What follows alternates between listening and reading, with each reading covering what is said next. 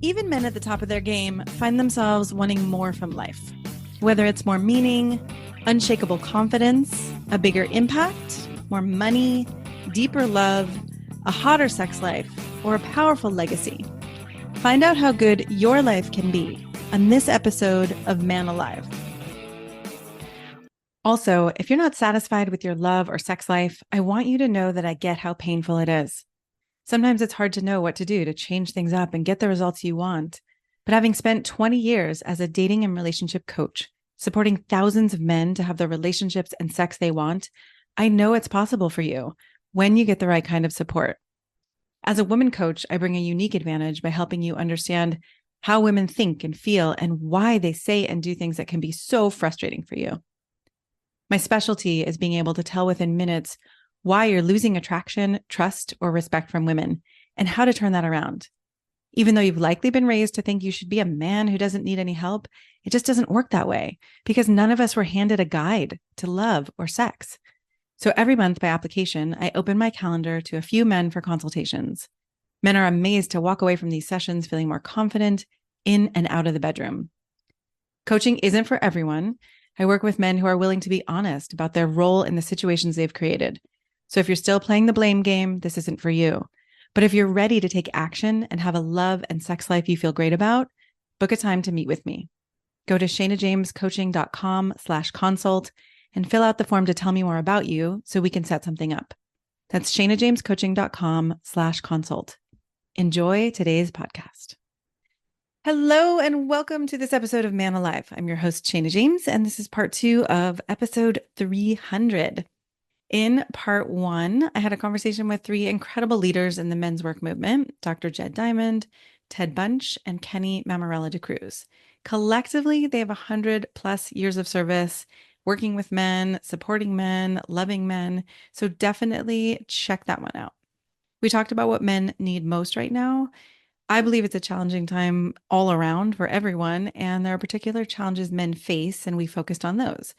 We got into many topics, including how to create safe spaces for men to talk about masculinity and male socialization.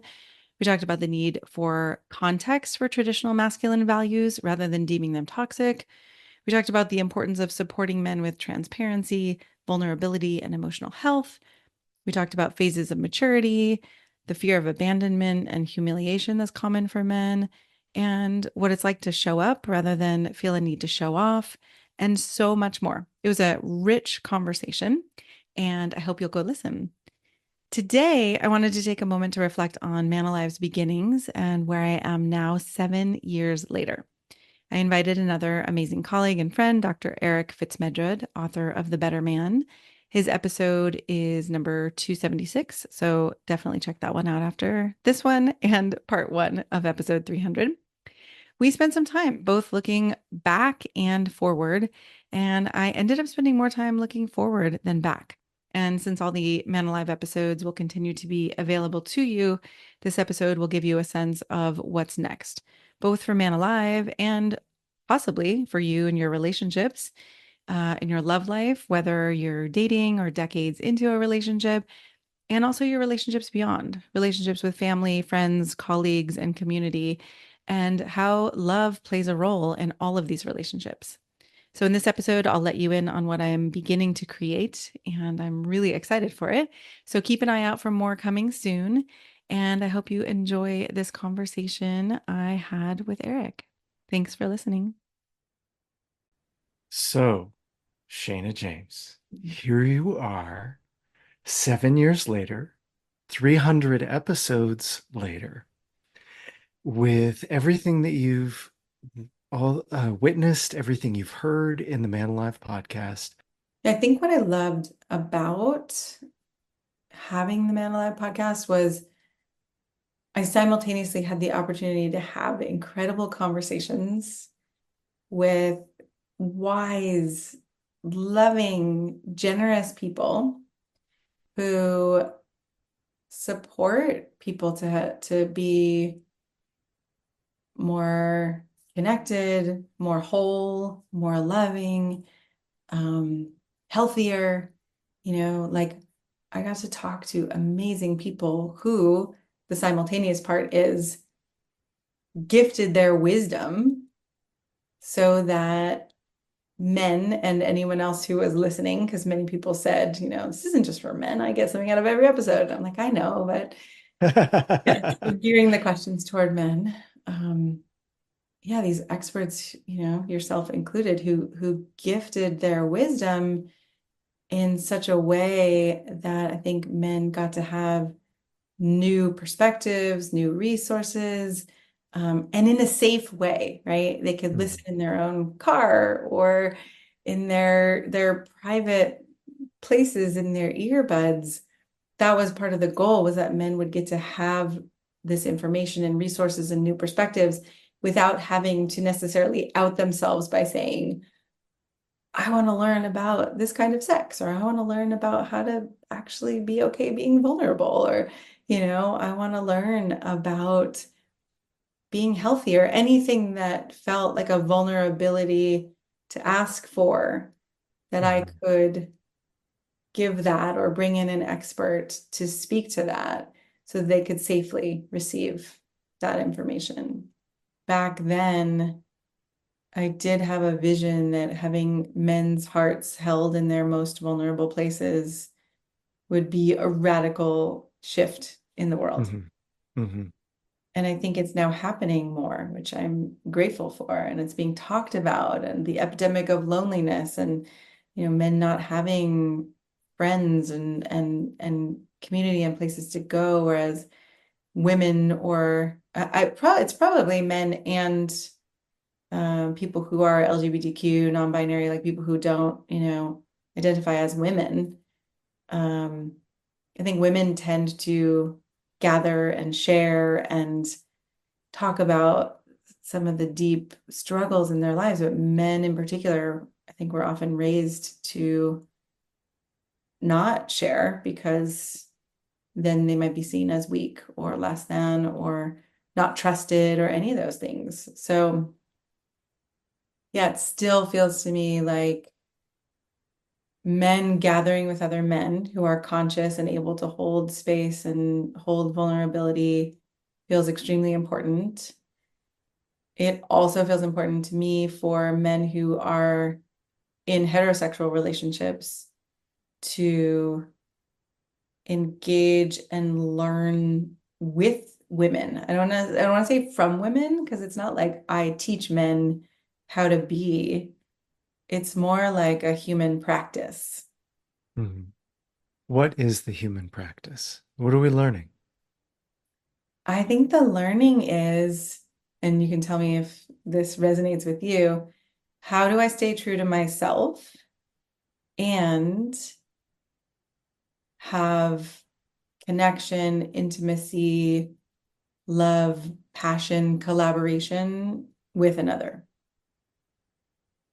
And for so many men I've worked with, and I would say I would think this for all humans, because I do this in my own, as I get coached and therapy and all kinds of things, it's like finding, who am I actually, beyond the cultural definitions and the roles and the imprints. Like, who am I? What do I want? What do I really value? What is true for me? That's not, I think we might even often skip over that and think, okay, well, that's settled. And so now we relate to someone else from there. Yeah. But that to me feels like so much of the work, so much of the practice. In a way, it sounds like you're talking about love. We're learning how to be in loving relationships. We can't be in one just devoted to another person. We have to be present in it too. Yeah. And that means doing a little bit of that internal self-discovery. Right. And interestingly, that just came to, right, the practice of love, or this new podcast that I'm envisioning called Practicing Love, where, yeah, someone asked me as I was brainstorming recently, oh, you're shifting to relationships. And my thought, like, I had a little bit of a short circuit in my brain, because I thought, am I shifting? It all feels like it's it's the same. It's like one tapestry of how are we relating to each other? How are we loving and allowing ourselves to be loved, right? How are we practicing communication and compassion for ourselves and understanding others? And yeah, so it's interesting. I feel like practicing love to me feels like the foundation of what I've been doing ever since I started relationship work. And it feels like a daily moment to moment choice and practice of, okay, how do I want to show up now? How do I want to love now? How can I let Mhm. myself be loved now? I feel excited to expand beyond Mhm. just men Mhm. because so much of the human struggle to me it feels more human these days than, all men struggle with this and women struggle with this. And I think the more I look at couples and love and dynamics, it's like, oh my God, it's so very human. Yeah. Um, Feelings of grappling with feelings of rejection, the right. struggle to maintain long-term relationship, the ways that work stressors empty our buckets and leave us nothing left to offer, even if we value each other and want to work on it. Yeah. Yeah. Yeah, so maybe that is one thing that I've come to is that I do believe in the importance of giving support in specific ways when specific people or people of specific genders need it. And at the same time, so I don't want to just, create a all gray, right? Or like everybody's the same. I'm not trying to say that Right. everybody's the same, Right. but at the same time, in the practice of love and relationship, I've met many people of different genders who are avoidant, and many people of different genders who are anxious, and many who are in between or wave back and forth between them. Right. Right. There are lesbians who struggle with the high desire, low desire Right. dynamic that a lot of people lament as the like heterosexual norm. Yes. And there are a lot of women who are the high desire partner in their high, low desire relationship. Yes. Yeah. Yes. So again, it's not that I want to make everybody the same, Mm. but it's almost like I want people to opt in for their whatever they're struggling with or they need support for Hmm. versus here you have to be this gender to Yeah. have this information. Yeah. I find myself thinking of a male listener to your podcast who has been binging through the 300 episodes, receiving the education that you have been supporting. I'm thinking about how much you have been there in that gender specific space. Mhm. And now how you're talking about moving in. What would you say if there was a man listening in who was thinking like, oh no, you're Right. not going to be here for me. He's still in, a male developmental process. If he had experienced this attachment to you and to how you hold conversations and how you have called in all of these wonderful guests to be there for him, if he was feeling a little bit of abandonment or, fear Loss. about loss, yeah, grief, Mhm. what would you say to him? I love that question because it feels like in shifting to practicing love, it's now, I'm not going anywhere. I'm still here. I'm still Yeah, me. I still deeply love and respect men. And now we get to take all of this that we've been learning, right, and put it into practice and play with it. yeah, And that I get to be more of a guide, actually, than a mentor, or I don't know, let's see what the distinction is. There's some way, like I get to facilitate love and intimacy and connection rather than helping disseminate information that could lead to that. So it feels more tangible, Practical. practical. Yeah, practicing. Yeah. Practicing. Yeah. Yeah. And my vision is that I welcome back many of the guests who I interviewed from Man Alive, and we get to take a deeper cut, right? So Mm. it's using all of the wisdom and information that they've put out into the world, and then checking in with, okay, well, what have you learned about love and relationships? And where are some of the places that you got stuck? And how did you get through them? And how do you now navigate from a place where you've been in this practice for a long time and things are, let's say, easier than ever? I don't know if they're ever easy, but they're easier for you because you've learned and grown. I'm wondering how you imagine that conversation evolving when people of other genders are included. How are how will men still have a safe space Mm, in your audience when people of other genders, their safety concerns with men, for example, start getting brought up? yeah. Well, I think that's another reason that I have the desire to expand is because one of my favorite ways of facilitating is people learning from each other and learning to have compassion for each other.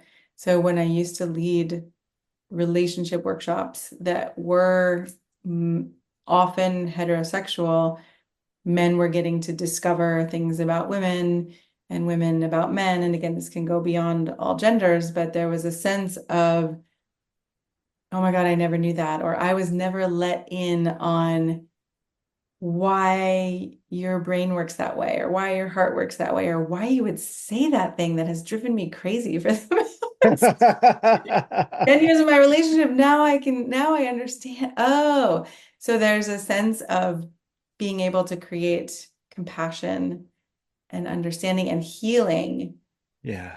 where, some of those wounds took place in often our parental Mhm. dynamics, but whoever were the parental figures, and sometimes it was same sex and sometimes it was opposite sex. And I've seen incredible healing in adult relationships in facing some of those parts that we are afraid of. And I'm always Yeah. here, right, as a safe place for individual work or individual people Mm. if anyone listening, right, if you need support. Yeah. And I will always hold that frame of, I don't think this will be necessary because any guest I would invite already respects men. Yeah.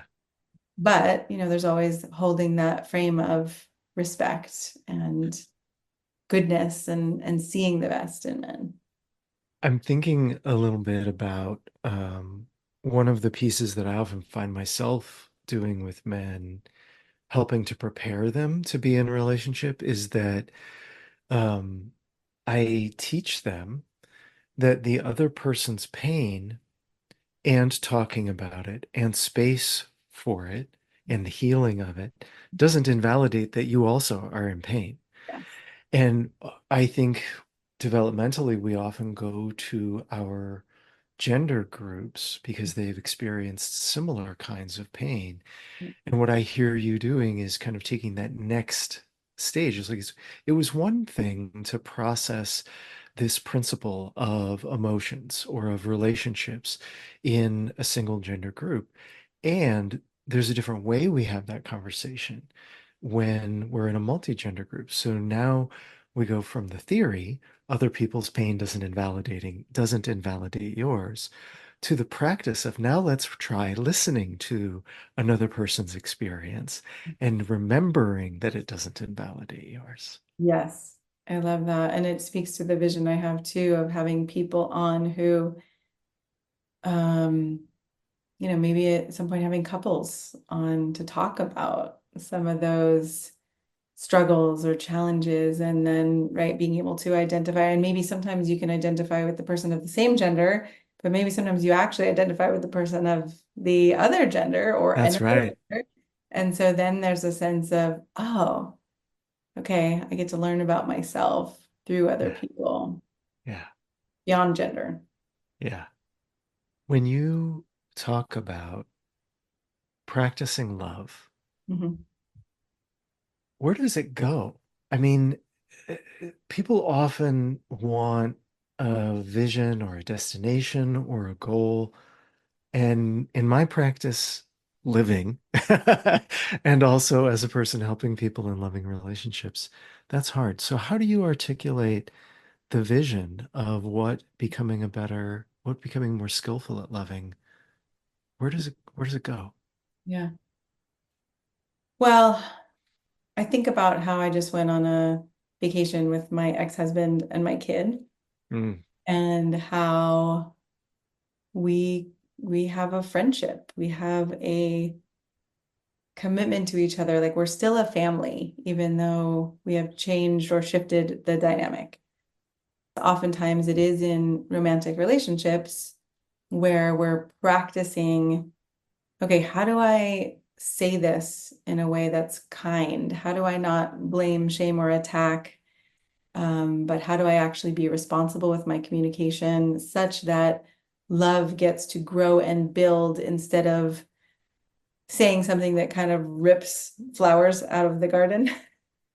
extractive. Extractive, right? Yeah. And going down the downward spiral. And so, yeah, so I see it in terms of romantic relationships, but I think that example came first because I also see it in terms of beyond romance. We have family relationships, we have parenting relationships, we have work relationships, we have community relationships. And so practicing love to me in all of these different contexts feels like, how do I call on the parts of me that create relationships that are loving and generative and give back to the world? And the practice, I mean, so often I see that part of the practice is receiving. A Mhm. lot of people don't receive love very well or don't receive care, help, attention. I think many of the people who come into my work are very generous and have a hard time receiving.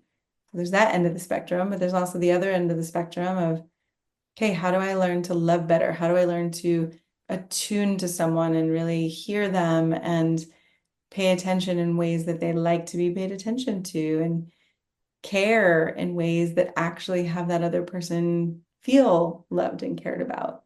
Yeah, so the practice of love to me feels like it's at the foundation of creating these relationships that are upward spiral, right? They get deeper, there's more trust, there's more respect, there's more being able to let go and relax into the knowing, the caring, the nourishment of that relationship.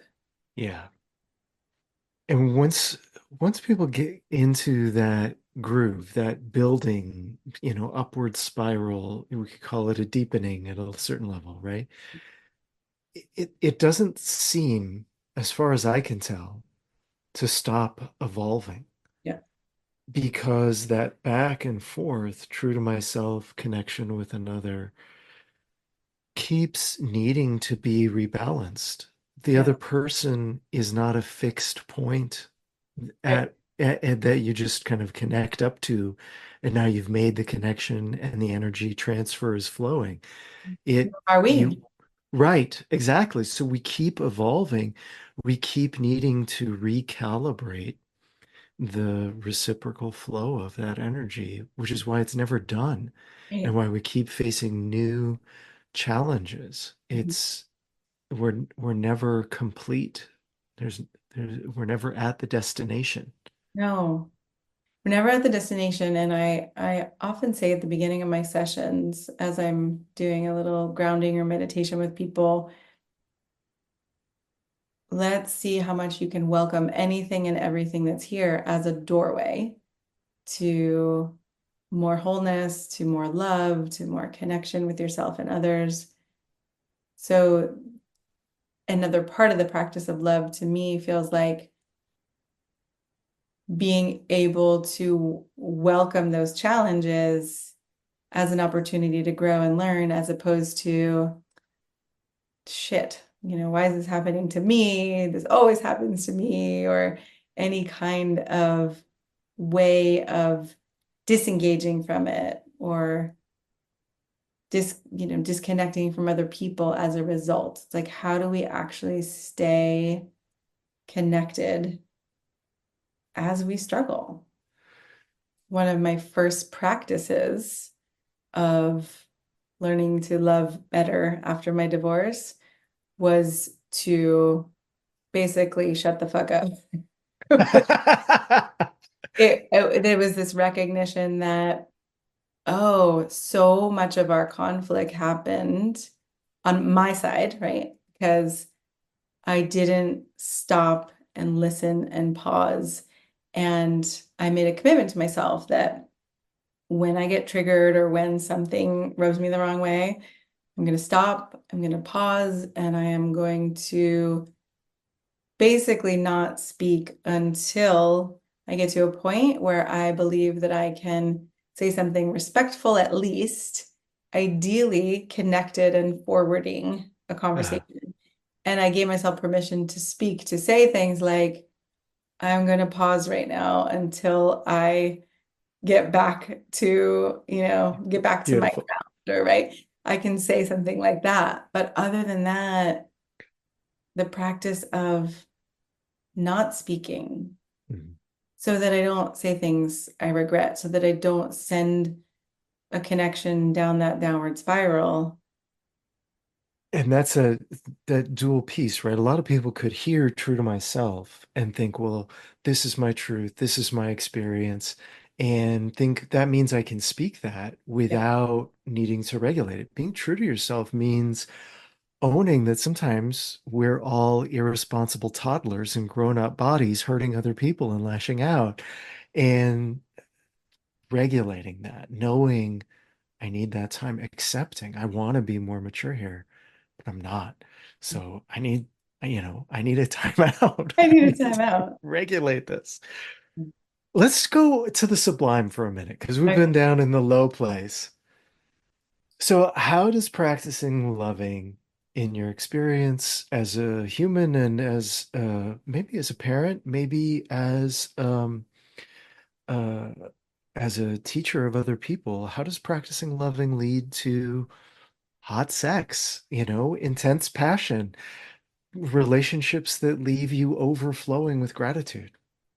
Building the capacity to communicate in ways out of the bedroom to create connection and intimacy, to me, is the very foundation of being able to have sublime experiences in the bedroom. And I was actually talking to my partner about this recently because I said, going through perimenopause right now, it's almost like someone took parts of my body and put them in different places than they were a couple months ago. And things that felt good at one point don't feel good now. And I come up against my edges of, well, should I say it? Should I not say it? And my practice these days is always to say it, because Yeah, I know that if I don't say it, I will be going into situations where, I'm either hurting, harming, whatever. It could be physical, it could be emotional, myself. I'm actually doing it to myself, or eventually him, because he's hurt when I'm hurt, because we are a unit, right? right. So in the sublime places, there's this moment to moment loving each other by allowing for whatever is real to show up. Mhm. And that could be pain, and that could be ecstasy, and being able to stay on the pulse of that together, to Right. ride, right? To ride the waves beyond being even human into spirit, soul, energy, communion, bliss, right? All of that. And that doesn't happen without that kind of exquisite communication. And when two people go beyond the wrong making of self and other, Hmm. right? These whole new worlds open up. Mm. How do we shed shame as a sandbag holding that hot air balloon to ecstasy down? I love that image, the sandbag holding the hot air balloon of ecstasy, right? Shame being, ooh, can be so heavy and so Yeah. intense. And I'm curious what you have to say. My sense is that there's the practice, right? In that moment, the practice is how do I reveal that I am stuck in shame right now? And how do we together loosen the grip? Mhm. Yeah, I think the element that you've identified, how do we together, is one of the most important keys to me. Shame thrives and perpetuates itself in silence and isolation. Secrecy and isolation and fear. And, sex is always such a concrete way to see, I think, many dynamics that aren't as concrete. Yes. When I think about in that moment, if I start feeling shame and I try to just keep on going, but I'm not really connected to myself anymore, and I'm not then connected to my partner. I've had so many of those moments where I finally paused and said, I'm stuck. I don't even necessarily know where I am. And I don't Yeah. know why I'm here. And I don't know what happened, but I'm stuck. Yeah. And I think so many people are afraid that that is going to kill the moment and kill an experience, which, sometimes it does take the turn on out, but I would argue it wasn't going to be there for long anyway in that Mm. state.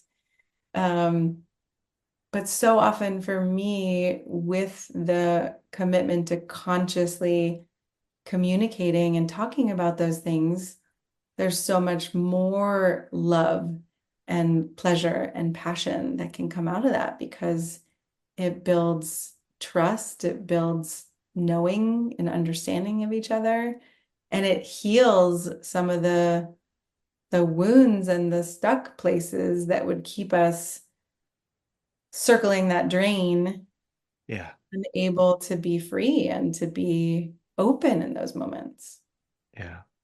There's definitely a short versus long-term process to be evaluated there. Like, yes, saying something might ruin this moment. Right? We might not have an orgasm in the next, 10 minutes or so, Yeah, or today, or right? today. This Right. might close this lovemaking session.